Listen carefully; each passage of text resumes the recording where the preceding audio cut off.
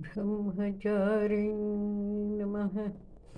दधान करपद्माभ्याम् अक्षमालाकमण्डलू देवी प्रसीदतु मयि ब्रह्मचारिण्यनुत्तमा।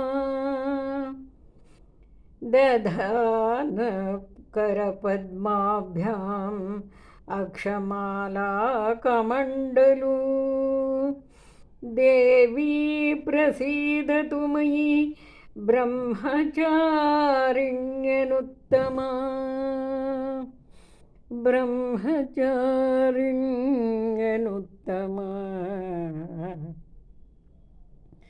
ब्रह्मचारिण्यनुत्तमा।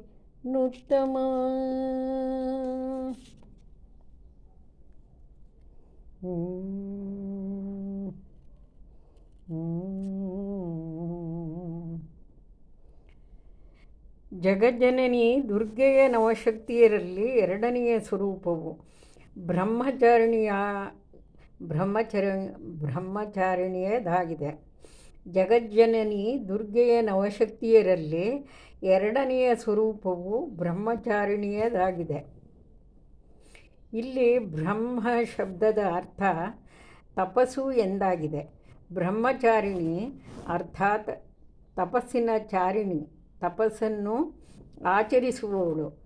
ವೇದಸ್ತತ್ವಂ ತಪೋಬ್ರಹ್ಮ, ವೇದ ಮತ್ತು ತಪಸ್ಸು ಬ್ರಹ್ಮ ಶಬ್ದದ ಅರ್ಥವಾಗಿದೆ.